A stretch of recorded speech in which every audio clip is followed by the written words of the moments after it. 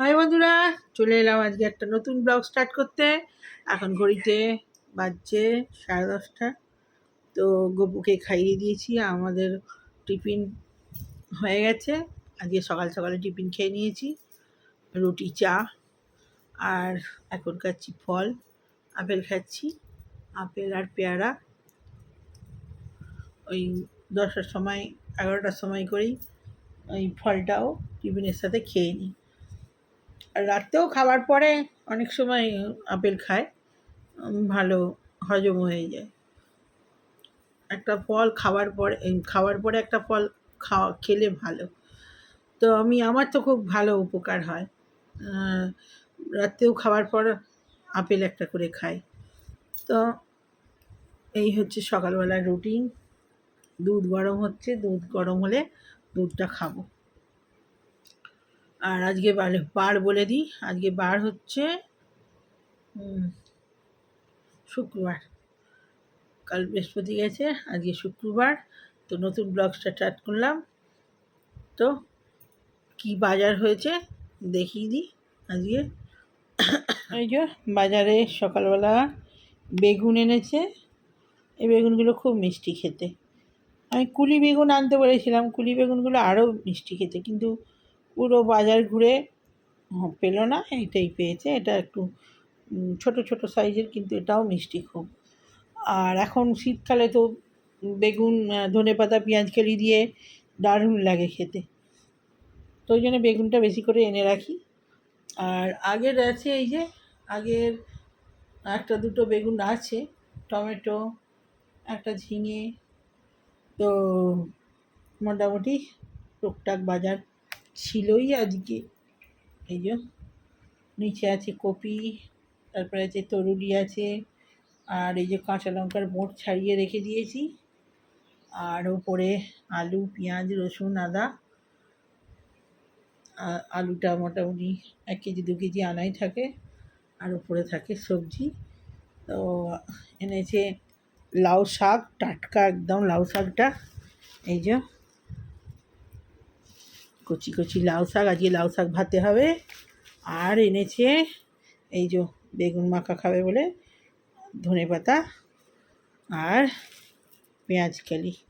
পেঁয়াজের দামটা কমেছে, আর পেঁয়াজ আছে, তবু আবার একটু পেঁয়াজ ওকে 1 কেজি নিতে বলেছিলাম, 500 নিয়েছে। আবার বললাম যদি ও বসে থাকে, 70 টাকা করে নিয়েছে কেজি। তো 500 নিয়ে এসেছিলাম, আমি বললাম আর দাম কম আছে যখন আর নিয়ে নাও, কখন দাম বেড়ে যায় হুট করে। প্রচুর দাম ছিল কদিন আগে, এই কদিন আগেই 2-3 দিন আগেই 80 টাকা করে নিয়ে এসছে। তো এই 500 পেঁয়াজ নিয়ে এসেছি, ঢেলে দিই ওতে। আর নিয়ে এসছে এই যে শসা। তো এই হয়েছে বাজার। আর হবে দেখি কি হয়, তরকারি ডিম ফিমই হবে। আজকে বেশি কিছু করব না, টুকটাকই করব। লাউ শাক ভাতেটা বসিয়ে দিই, রাত্রে ডিম ভাজাই হোক আর বেগুনি হোক খাবে। আর ডিমটা যাই হোক একটা করে নিই, পেঁয়াজ গেলি আলু দিয়ে একটা তরকারি করে নিই, তাহলেই মোটামুটি হয়ে যাবে। ডিমের পোচ করে ঝাল করে দেবো, ওই নাহলে কাঁচা ডিম ফাটিয়ে দিয়ে দেবো, তাড়াতাড়ি চটজলদি হয়ে যাবে। তো বন্ধুরা দেখতে থাকুন। তো রান্নার তোড়জোড় শুরু করে দিই। শীতটাও সেরকম ঠিক পড়ছে না। এই সকালটা একটু ঠান্ডা থাকে, আর সন্ধ্যের পর থেকে একটু ঠান্ডা ঠান্ডা লাগে, না আরে সেই এই যে এখন এই 10-10:30টার পর থেকে এত গরম গরম ভাব লাগে, চিড়চিড়ে রোদটাই চিড়চিড়ে। ধনে পাতাটা শুকিয়ে রাখি, নাহলে শুকিয়ে যাবে।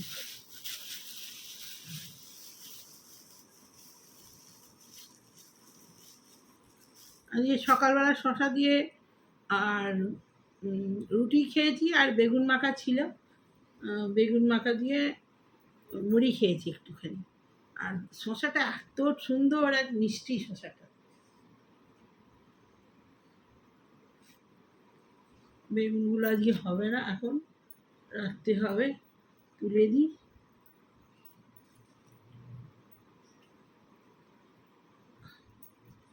পেঁয়াজটাও তুলে দিই।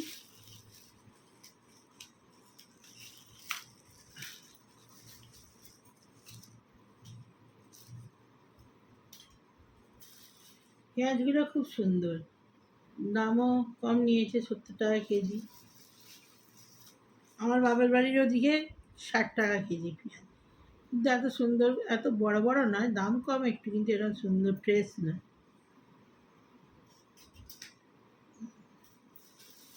একদম ফ্রেশ ভালো পেঁয়াজ একদম।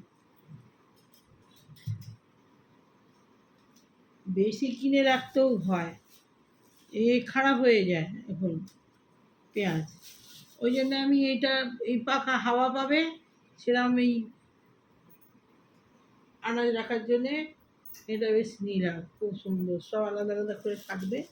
ওর আগে ছিল এই যেগুলো একটা রাবার পরানো হয় না, লোহার, যেগুলো পাওয়া যেত আগেকার দিনে, সেই রকম আছে। পেঁয়াজ কারিটাও ঢুকিয়ে রেখে দিই।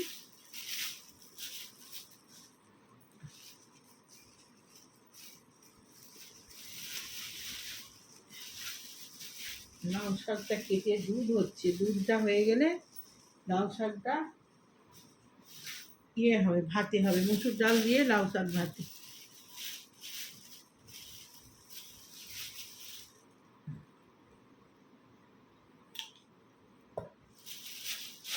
এই লাউ শাক অনেকটা,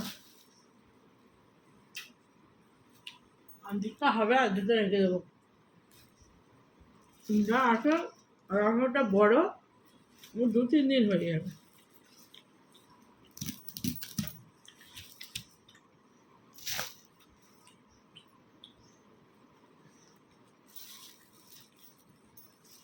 ডগডগগুলো আজকে ভাতে করে দিই, ভাতে গিয়ে পোস্ত করে দিতে পারি। এই ডগডুগু, এই যে এগুলো সব ডগ, ওগুলো পোস্ত করে দেবো। রবিবারেও করতে পারি পোস্ত, আজকে তাহলে ভাতে করে দেবো, কিংবা রবিবারে ভাতে করবো, যা একটা করে দেবো। শাকগুলো কেটে রেখে দিই।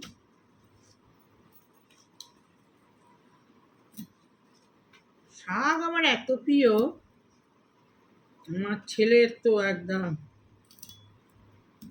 শাক উচ্ছে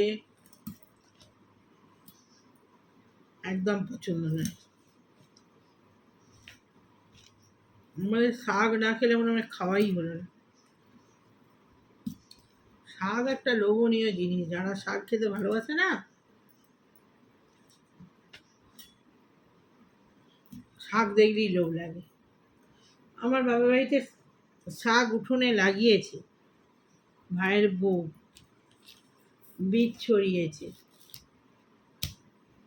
মূলো শাক, পালং শাক, যতই কিনে খাক, কিনেও খায় ওরা, কিনেই বেশি খেতে হয়, সময় তো আর হয় না। তো তবুও গাছের জিনিস একটা আলাদা আনন্দ, যতই কিনে। আর বছর তো খুব, মানে আমার ভিডিও আছে, বড় বড় কপি হয়েছিল, তো দেখিয়েছিলাম। আর বছর ওই পৌষ সংক্রান্তিতে আমি ওখানেই ছিলাম। এবছর আর মনে হয় পৌষ সংক্রান্তিতে ওখানে হবে না, ছেলের পরীক্ষা থাকলে আর কি করে, তো পরীক্ষা আছে এই সময়।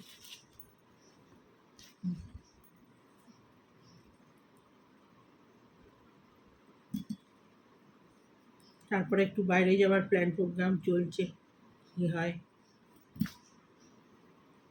পরীক্ষা হয়ে গেলে দেখা যাক। এবছর তো পুজোয় কোথায় গেলাম না, পুজোয় আমরা ঠিক যাই না, পুজোর পরেই যাই, ওই নভেম্বর করে। পুজোর সময়টা আমরা কোথাও যাই না, ঘরেই থাকি।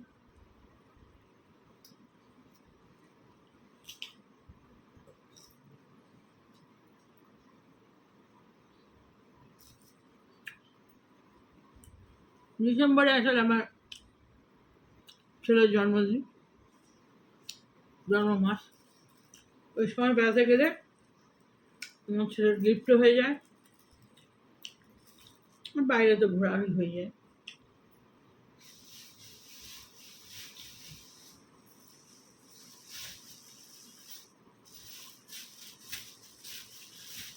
ইচ্ছা আছে, দেখা যাক কতদূর কী হয়। আমাদের ছেলের পরীক্ষার রুটিনটা এখনো ঠিক করে দেয়নি, ওটা না দেওয়ার জন্য কিছু ঠিক করতে পারছি না।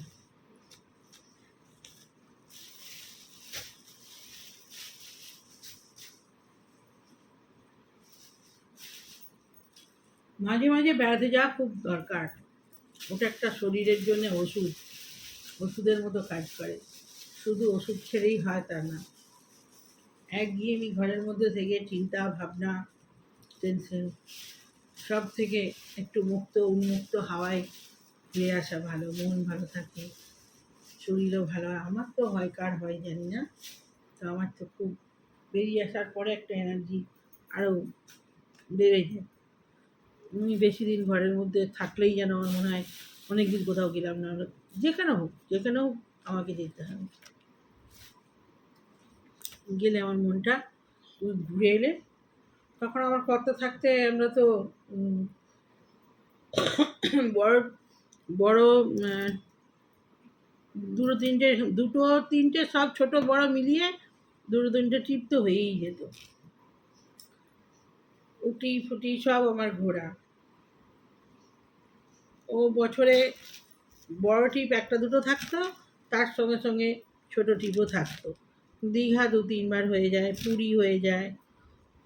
তো চলে যাওয়ার পর তো অনেক দিন আমি কোথাও ভালো করে যেতেই পারিনি, ছেলে ছোট, স্কুল, পড়াশোনা, যেতেই পারতে ইচ্ছে থাকলেও হতো না। তো এখন ছেলেটা একটু বড় হয়েছে, এখন ঝাড়া হাত পা, তারপরে এখন ঝাড়া হাত পা হলে কী হবে, আজ শরীর ভালো নয়, কাল শরীর ভালো নয়, সে এক ঝামেলা। তার উপরে আবার যদি তাও ঠিকঠাক থাকি, তাও আবার এই জায়গ না জায়গ একটা প্রবলেম এসে যায়। দেখি অনেক দিন থেকেই প্রবলেম হচ্ছে, এবার টেনে ফুঁড়ে না বেরোলে না, ও বেরোনো হবে না।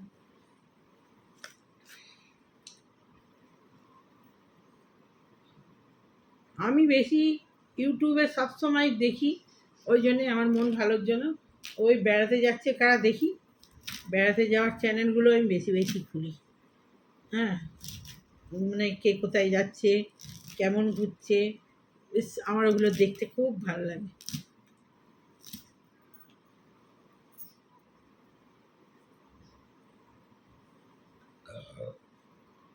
ওই পরীক্ষা করেই তো কতদিন চলছে, পরীক্ষাটা যতক্ষণ না সারা হবে ততক্ষণ মুশকিল। আগে এরকম স্কুল ছিল যখন, তখনও কোথাও যেতে পারিনি, টানা 12 অবধি।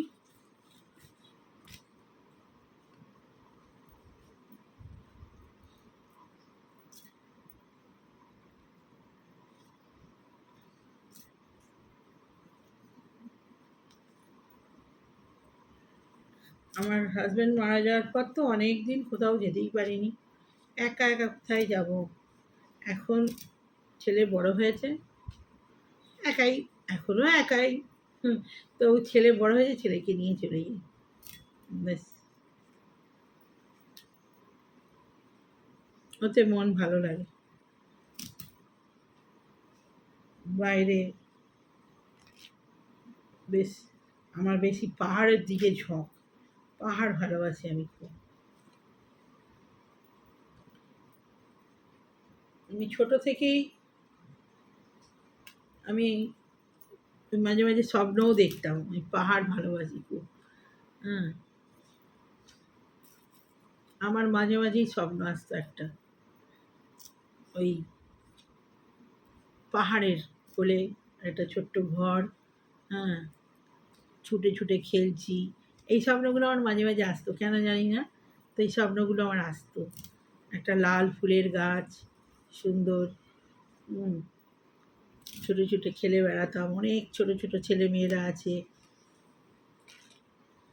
আর ফুল তো ভালোবাসি, ফুলের প্রতি আমার আলাদাই একটা ইয়ে। ফুলের দোকানে গেলে না এটা নেবো, ওটা নেবো, সেটা নেবো, মানে সব ফুল পারলে কিনে নিতে হবে, এইরকম আমার মন। এই শীতকালে কি সুন্দর ফুলের দোকানগুলো সাজিয়ে রাখে তো ফুলগুলো, আর দেখে আমার মনে হয় সব ফুলগুলোই নিয়ে নেবো।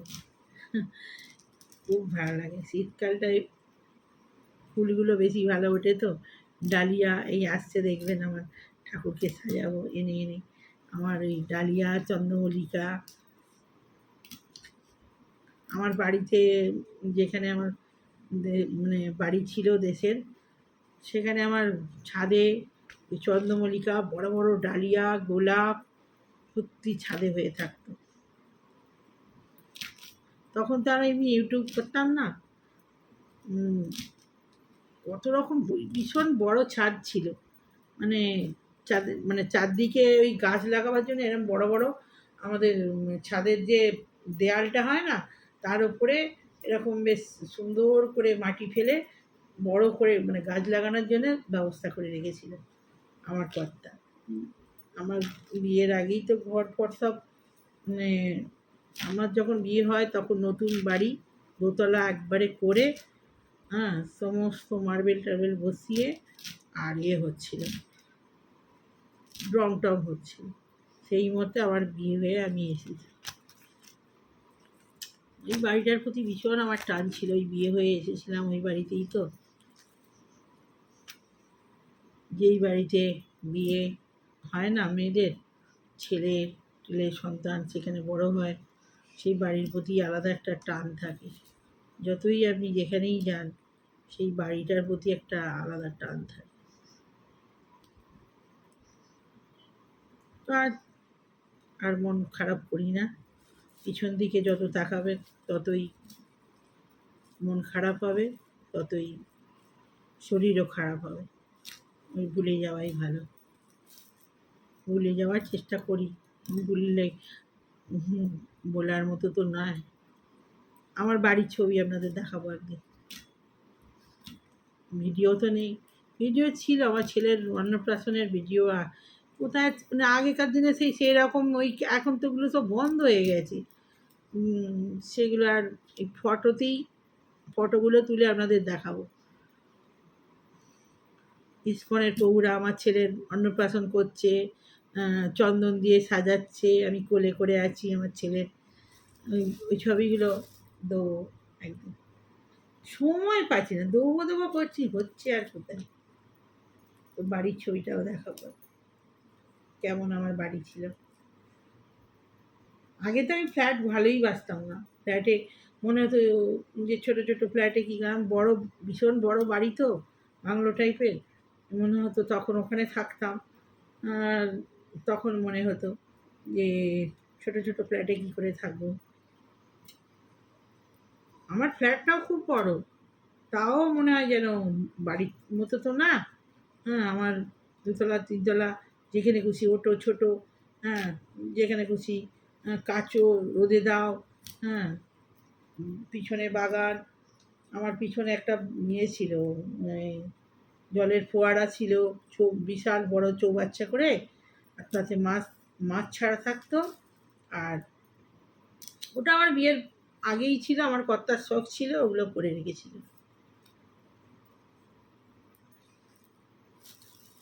আমার কর্তাও খুব শখই ছিল, তার সব কিছুই শখের, গাড়ি, বাড়ি, বউ, সব তার মানে খুব চয়েসের লোক ছিল। আমাদের যে অফিসে ল্যান্ডস্কেয়ারে আমাদের তো ওখানে মাল যেত, জোকা ল্যান্ডস্কেয়ার আছে, ওখানে আমাদের ফ্যাক্টরির মাল হতো, ওই মাল জয়পুর, তারপরে ইয়ে থেকে ওই অনেক সময় বোম্বেতেও অনেক মাল সাপ্লাই হয়েছে, জয়পুরে মাল সাপ্লাই হয়েছে। ইলেকট্রিকের ভিতরে ইলেকট্রিক মিটার হয় না, ওর ভেতরে যে কারেন্টটা পাস হয়, টার্মিনাল, বুথ, ওই সব জিনিসগুলো আমাদের বানানো হতো, কারেন্টটা যেটার ভেতর দিয়ে পাস করে, ওই সবের আমাদের ফ্যাক্টরি ছিল। ওর হচ্ছে আগে বিড়লা ছিল, বিড়লা, তারপরে ল্যান্ডস্কেয়ার হলো, জোকা, ওখানে আমাদের মাল সাপ্লাই দিই। তারপরে সিমেন্স ফ্যাক্টরি, বেনটেক, সমস্তই মিটারেরই কোম্পানি। মিটার হল বেনটেকেটা হচ্ছে নর্মাল এমনি এর মিটার হতো, আর যেটা আমাদের ল্যান্ডিস গিয়ার নিত বিল্ডার, তখন এরকম বড় বড় যে মিটারগুলো হয় তার সে ওইগুলোর পার্টস তৈরি হতো। আর বেনটেক হচ্ছে আমাদের বাড়ি বাড়ি যেগুলো ছোটো ছোটোগুলো হয় ওর মাল বানায়।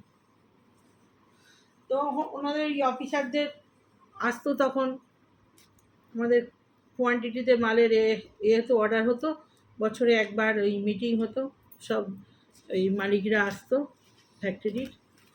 বেশি আমাদের ল্যান্ডিস গিয়ারের মালিক থাকতো সুইজারল্যান্ডে, তো ওই সুইজারল্যান্ড থেকে আসতো আর ওই বোম্বেতে মিটিং হতো, যা একবার স্যাম্পেল পাস হবে আর ওগুলোই সারা বছর যাকে যা অর্ডার দিয়ে দিল একবার পাস করানোর পরে ওইভাবেই আমাদের চলতো।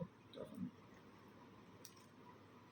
সারা বছর ওই আমাদের আর আর চিন্তা করতে হতো না, এই সারা বছর ওই মালটাই চলবে।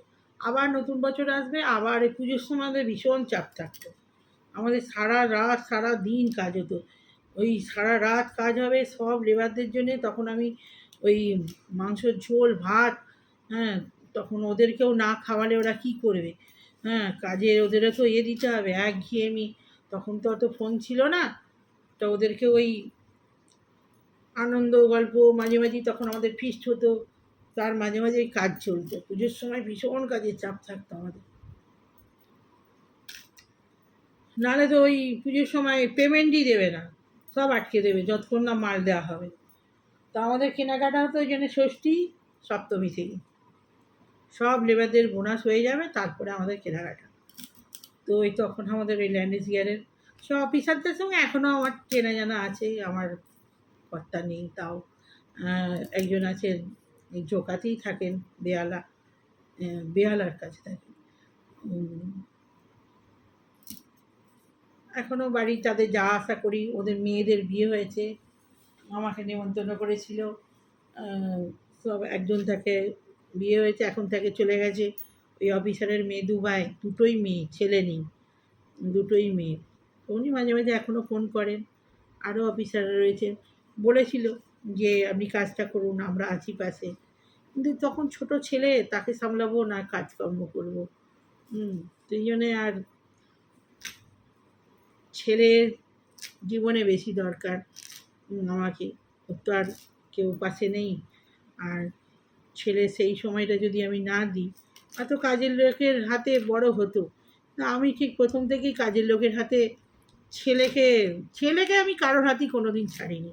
আমার যত কষ্টই হোক হয়েছে, আমার ছেলে আমার সঙ্গে থাকে সব সময়, ছেলেকে আগে প্রায়োরিটি দেবো, তারপরে অন্য কিছু। দেখুন ছেলে বড় হয়ে যাবে, ছেলের যখন দরকার মাকে, তখন যদি ছেলে না পায়, সেই সময়টাই তার দরকার। বড় হলে আর তাদের কী দরকার আছে, অনেকের নিজের মতো চলতে পারবে, কিন্তু যখন তার মাকে দরকার, সেই সময় যদি মা না পায়, আমি সব সময় কাজে বেরিয়ে যাব, তখন কাজ দেখব, ব্যবসা চালানো সব সময় দেখতে হবে, লেবারদের দেখতে হবে। তাও কিছুদিন করেছি, তারপরে মনে হয়েছে না, ছেলে অসুবিধে হচ্ছে, ছেলে সারা বেরিয়ে যেতাম, হ্যাঁ, এই যাচ্ছি রাস্তা অনেকটা, আমার ফ্ল্যাট থেকে আমার বাড়ি অনেকটা, এখান থেকে ওখানে যাতায়াত করতাম, তো অত বড় বাড়িতে ছেলে নিয়ে থাকা একা খুব মুশকিল। তো সেই জন্যে আমি ফ্ল্যাটে চলে এলাম, কিন্তু এই খুব প্রবলেম হচ্ছিল, যার জন্যে অফিসাররা আমাকে প্রচুর হেল্প করছিল। আমি দেখলাম না, সবাই বলেছিল আপনি কাজটা করুন, আমরা আছি, যেহেতু আমি ইনভলভ প্রথম থেকেই ছিলাম ওই ফ্যাক্টরিতে। হ্যাঁ, আগে আমার কর্তার নামে ছিল ফ্যাক্টরিটা, আমার বিয়ের পর আমি শুদ্ধ যুক্ত হই ব্যবসাতে, হয়ে দুজনের নামই ফ্যাক্টরিটা হয়েছিল, তার জন্য আমার কোনো অসুবিধা হচ্ছিল না। এখন হয়তো করলে হয়তো ছেলেও করতে পারতো, আমি যে না বন্ধ করতাম, কিন্তু ছেলে ওই লাইনে যাবে কি না তার কোনো ঠিক নেই। ছেলের প্রথম থেকেই এখানে থাকার ইচ্ছা নেই, ও সব সময় বিদেশের দিকেই ওর টান। আমি শুধু শুধু রেখে এগুলো কী করব, ও তো যে লাইনে পড়াশোনা করছে হয়তো ওই লাইনে যাবে না, যার জন্য আরও আস্তে আস্তে আমি বন্ধ করে দিয়েছি। নালে রেখেও দিতাম, আমি না করলেও। আগে ছেলে সবসময় আমি, আমার ছেলের যত দিন এখনো পর্যন্ত আমি একা একা ছাড়ি না। হুম হুম, যাই নিয়ে দিয়ে আসি, আবার নিয়ে আসি, আবার যত কষ্টই হোক, শরীর খারাপ তার সত্ত্বেও আমি ওই কাজটা করি। আগে আমার কাছে ছেলে, ছেলে ছাড়া অন্য কিছু নেই। আর আমাদের বাড়ির দুটো ছেলে, দুটোই এরকম বড় হচ্ছে। আমার ভাইয়ের ছেলেও তাই, আমার ভাইয়ের বউও তাই। সব সময় আগে ছেলে, তারপর অন্য কিছু। এটাই আমরা প্রথম থেকেই করি। এই ছেলে কি করছে মায়ের খেয়াল নেই, কাজের লোক দিয়ে আমি রাখতেই পারতাম। কাজের লোক ছিলও আমার দুটো তিনটি, ছেলে মানে দেখাশোনার জন্য ছিল, সব ছিল। তার সত্ত্বেও আমি কারো হাতে ছেলে ছাইনি। ও আমার ছেলে আমার একদম সব সময় আগে ছেলে। এখনো পর্যন্ত আমি আমার ছেলে ওই জন্যে বলেও যে মাঝে মাঝে যে একা একা ছাড়ি না বলে।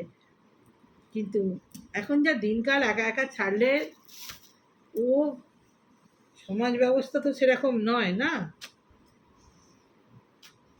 এই জন্যে ছেলে কোথায় কি হবে না হবে, আগে ছেলে মানুষ করো। টাকা পয়সা মানুষের আসবে যাবে, কিন্তু একবার যদি স্বভাব খারাপ হয়ে যায় না, আর তাকে বাগানো খুব মুশকিল। আর কথা শুনবেই না, না শুনলে বড় হয়ে গেলে তখন কে শোনাবে, শোনাতে পারবে না।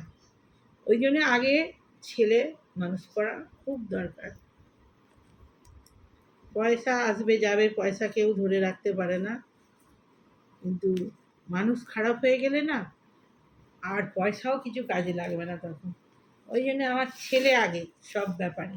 দেখবেন আমার ছেলে ছাড়া, আমার ভিডিওতেও দেখবেন খেয়াল করে, আমি ছেলে ছাড়া এক মুহূর্তের জন্য কোথাও বেরোই না। সব জায়গায় বাজার দোকান যাব, সেও আমার ছেলে যায়, যেতে পারে না নয়। তা বলে কখনো সখনো একলা একলাও ছাড়তে হয়, ছাড়ি। যেমন বন্ধুরা ওর বাইরে আছে, যখন বাইরে ওরা আসে, ওর বন্ধু সব স্কুল লাইফের বন্ধু, সব বাইরে পড়াশোনা করতে চলে গেছে। কেউ চলে গেছে, একজন চলে গেছে, ওটা কোথায় যেন,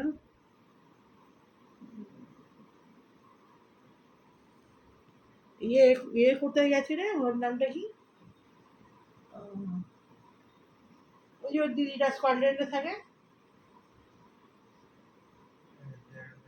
জার্মানি।